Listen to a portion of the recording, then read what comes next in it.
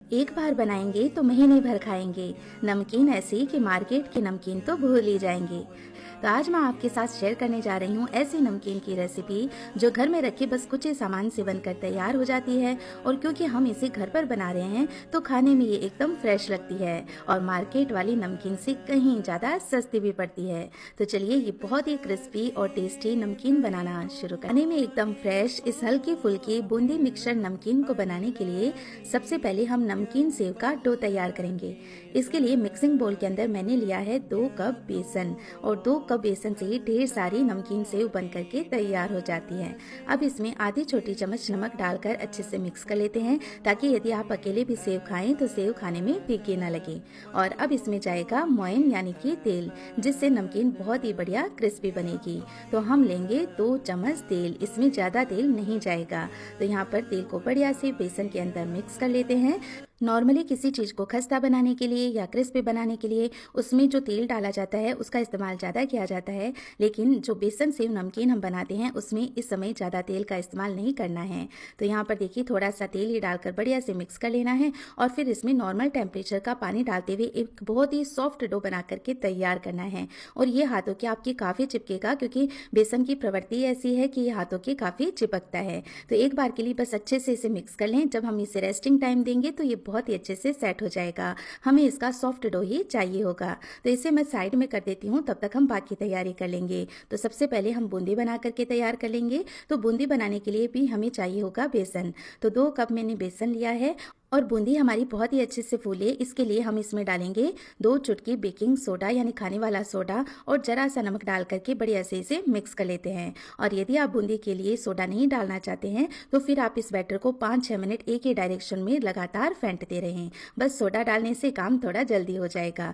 तो आप पानी डालते हुए हम एकदम मीडियम कंसिस्टेंसी का बैटर बना करके तैयार कर लेंगे और इसे बढ़िया से 2 मिनट के लिए मिक्स कर लेते हैं एक ही डायरेक्शन में चलाते हुए। तो इस तरह से हमारा ये बूंदी बनाने का बैटर बन करके तैयार हो जाता है कुछ ही मिनटों में। इस बैटर को हमें बना करके रखना नहीं है, तुरंत ही इससे बूंदी बना करके तैयार करनी है क्योंकि हमने इसमें सोडा का इस्तेमाल किया है। तो कढ़ाई के अंदर तेल भी गर्म होने के लिए चढ़ा देते हैं।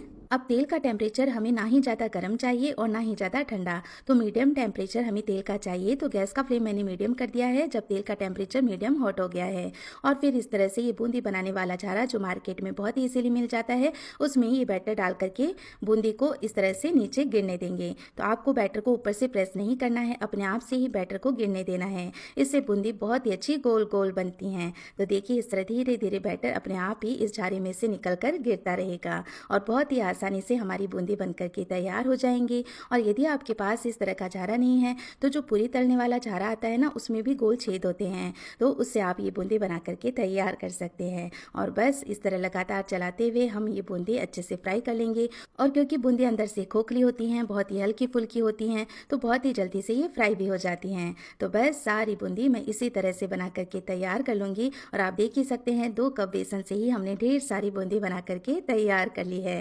तो चलिए बूंदी हमारी तैयार है। और इधर अब जो सेव बनाने के लिए हमने डो तैयार किया था उसे भी चेक कर लेते हैं। तो एक स्पैचुला की हेल्प से हम क्या करेंगे, इसे थोड़ा सा मिक्स कर लेते हैं। इसे गूंदने की ज़रूरत नहीं है। अब क्या करेंगे कि इसे हमें सिलेंड्रिकल शेप में लाना है ताकि जो सेव मशीन होती है उसमें हम इसे भर पाएँ। इसके लिए हाथों पर थोड़ा सा तेल लगा लें, इससे बेसन आपके हाथों के चिपकेगा नहीं। और फिर इसे एक लोई बना करके सिलेंड्रिकल शेप में ले आएँ तो बहुत ही इजीली हम मशीन में इसे भर पाएंगे। तो इस तरह की सेव मेकर भी बहुत इजीली आपको बर्तन की शॉप पर मिल जाती है। तो बस इसमें ये डो भर दें और इसे ऊपर से बंद कर दें। तो इस तरह से सेव मेकर जो मशीन आती है उससे आप कई तरह की डिज़ाइन वाली नमकीन भी बना करके तैयार कर सकते हैं।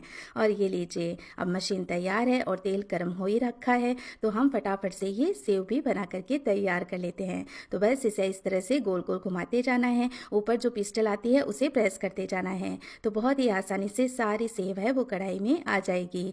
तो 2 बैचेस में मैं इन सेव को फ्राई कर लूँगी और थोड़ी देर में आप देखेंगे कि ये बहुत ही क्रिस्पी हो गई है। तो इस तरह से हम थोड़ी देर इसे ऊपर से और फ्राई कर लेते हैं और फिर इसे पलट करके दूसरी साइड से भी और फ्राई कर लेंगे। इससे ये बहुत ही बढ़िया क्रिस्पी हो जाएगी। और ये लीजिए बहुत ही अच्छे से ये फ्राई हो गई है। और जब ये अच्छी फ्राई हो जाती है तो इतनी हल्की फुल्की हो जाती है कि तेल के ऊपर ही तैरती रहती है। तो इसे हम कढ़ाई के थोड़ा ऊपर रखेंगे ताकि एक्स्ट्रा तेल कढ़ाई में निकल जाए। और फिर बचा हुआ डो भी मैंने मशीन में भर लिया है, तो उससे भी ये सेव बना करके तैयार कर लेंगे। तो इस तरह से थोड़े से बेसन से ढेर सारी सेव भी बन करके तैयार हो जाती हैं। तो कम मेहनत में टेस्टी नमकीन यदि आप घर पर बनाना चाहते हैं तो ये रेसिपी आपकी बहुत काम आएगी। तो ऐसे भी चाय के साथ ये नमकीन खाने में बहुत अच्छी लगती है। और यदि घर पर मेहमान आ रहे हों, त्योहार हो, तो इस तरह की नमकीन आप पहले ही बना करके रख सकते हैं। यकीन मानिए फ्रेंड्स, सारे मेहमान आपकी तारीफें करते ही रह जाएंगे। तो बस ये सेकंड बैच भी हमारा फ्राई होकर के तैयार है। इसे भी हम प्लेट में निकाल लेते हैं। तो आप देख ही सकते हैं कितना सुंदर गुच्छा नमकीन का हमारा लग रहा है। और अब इसकी क्रिस्पीनेस भी देखिए, जैसे ही मैंने हाथ लगाया कितनी आसानी से ये टूट गई है। और ये नमकीन बिल्कुल भी ऑयली नहीं बनती है। तो इस तरह से देखिए इसे तोड़ लेते हैं ताकि नमकीन में इसे मिक्स करना आसान रहे। तो इस नमकीन को आप सिंपल ऐसे भी इंजॉय कर सकते हैं। और हम बना रहे हैं बूंदी मिक्सचर नमकीन, तो इसके लिए हम बाकी चीज़ें भी अब फ्राई कर लेते हैं। तो 1 कप हम रोस्टेड चना दाल को भी फ्राई कर लेंगे। यानी ये भुनी हुई चना दाल आती है, इसे बंगाल ग्राम भी कहते हैं। और इसे फ्राई करके जब मिक्स करेंगे नमकीन में तो खाने में नमकीन और भी ज़्यादा टेस्टी लगेगी। और ये ऑलरेडी भुनी हुई है तो बहुत ही जल्दी से फ्राई हो जाती है। तो इसे भी हम निकाल लेते हैं बूंदी के साथ ही बर्तन के अंदर। और सेम कढ़ाई के अंदर अब हम 1 कप मूंगफली को भी फ्राई कर लेंगे, क्योंकि मूंगफली के बिना तो ये नमकीन अधूरी सी लगेगी। मूंगफली भी बहुत ही जल्दी से फ्राई हो जाती है। तो बस लगातार चलाते हुए फटाफट से हम ये मूंगफली भी फ्राई करके निकाल लेंगे इसी सेम बर्तन के अंदर। और देखिए अब जो तेल बच गया है उसमें लास्ट में हम फ्राई करेंगे पोहा, जिसे चिवड़ा भी कहते हैं। तो ये भी इस नमकीन में खाने में बड़ा ही टेस्टी लगता है। और क्योंकि ये बहुत ही पतला होता है तो जल्दी से फ्राई भी हो जाता है और ये काफ़ी फूलता भी है। तो यहाँ पर पोहा के साथ ही मैंने 15-20 करी पत्ता भी इसमें डाल दिया है ताकि नमकीन का फ्लेवर भी अच्छा है। साथ ही अलग से हम करी पत्ता को फ्राई करते हैं तो ये बहुत उछलता है, पोहा के साथ ये बिल्कुल भी उछलेगा नहीं। तो ये हमारा पोहा भी बहुत ही बढ़िया से फ्राई हो गया है। तो इसे भी इसी के अंदर निकाल लेते हैं। और जो नमकीन हमने तोड़ के रखी है वो भी इसमें मिला लेते हैं और सारी चीज़ों को बढ़िया से मिक्स कर लेते हैं। तो देखा ना फ्रेंड्स, 1 बाय 1 हमने कितनी आसानी से सारी चीज़ें बना करके तैयार कर ली हैं। और थोड़ी थोड़ी चीज़ें मिलकर ये कितनी सारी नमकीन बन करके तैयार हो गई है।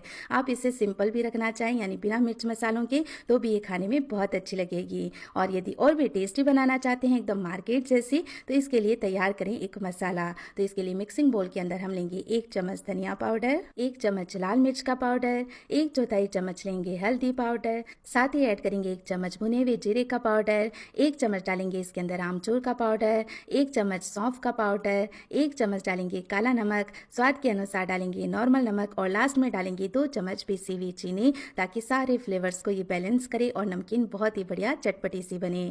तो नमकीन अभी हमारी हल्की गर्म है। तो जब ये मसाला डाल करके नमकीन के अंदर हम मिक्स कर लेंगे तो ये मसाला भी पक जाएगा और जलेगा भी नहीं और बहुत ही अच्छा टेस्ट इसका आएगा। तो यदि आपको ज़्यादा ही चटपटा तीखा पसंद हो तो उसके अकॉर्डिंग इन सारे मसालों की मात्रा आप बढ़ा करके भी ले सकते हैं। तो थोड़ा थोड़ा मसाला इसमें डालते जाएंगे और नमकीन के अंदर बढ़िया से मिक्स करते जाएंगे ताकि मसालों की सारी कोटिंग है वो नमकीन के ऊपर आ जाए। तो इस तरह से ये हमारी बहुत ही टेस्टी नमकीन बन करके तैयार हो जाती है। जब ये अच्छे से ठंडी हो जाए तो किसी भी एयर टाइट कंटेनर में आप इसे स्टोर करके रखें। ना ही ये नरम पड़ेगी और ना ही ये खराब होगी। तो फ्रेंड्स, अब आप मुझे बताइए कि इस नमकीन को बनाने में क्या आपको ज़्यादा मुश्किल लगी? नहीं ना? तो फिर देर किस बात की, आप भी जल्दी से किचन में जाएं और ये नमकीन ज़रूर से बनाएं। और देखिए कितनी सारी नमकीन हमने बना करके तैयार कर ली है। और इतनी नमकीन हम मार्केट से लेने जाएं तो बहुत ही ज़्यादा महंगी भी मिलती है। तो घर पर बनाकर खाने का तो मज़ा ही कुछ और है। तो बस थोड़ी सी मेहनत और फिर हमारी ये टेस्टी क्रिस्पी नमकीन बनकर तैयार हो जाती है। तो जब भी आप ये रेसिपी ट्राई करें प्लीज़ अपनी फीडबैक मेरे साथ ज़रूर शेयर करें।